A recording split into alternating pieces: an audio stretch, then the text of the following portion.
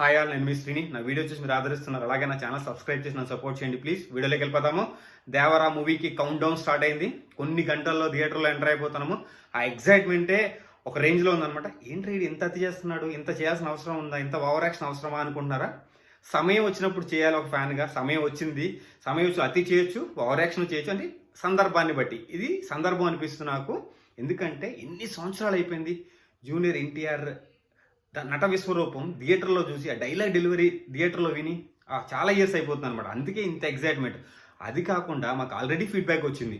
Overseas feedback కానీ, distributors feedback కానీ, cinema అదర కొట్టబోతుంది, box office రికార్డులను బద్దలు కొట్టబోతుంది, నట విశ్వరూపం జూనియర్ ఎన్టీఆర్ నటన ఒక రేంజ్లో ఉండబోతుంది.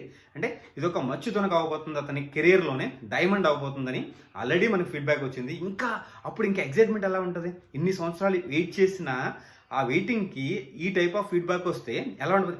ఎవరు ఎంతైనా చెప్పనివ్వండి, బయట ఫీడ్బ్యాక్ ఎంతైనా ఉన్నాయి, మన కళ్ళతో మనం చూసి ఆ ఫీల్ అయితే ఒక రేంజ్లో ఉంటుంది. ఇంకోటి, నేను అనాలిసిస్ చేసేటప్పుడు నాకు అది చూసి అనాలిసిస్ చేస్తే ఏ రేంజ్లో థియేటర్కి వెళ్ళి అరుపులతో కూడా నేను ఇచ్చే ఫీడ్బ్యాక్ దుర్స్ ఒక రేంజ్లో ఉండబోతుంది అనమాట.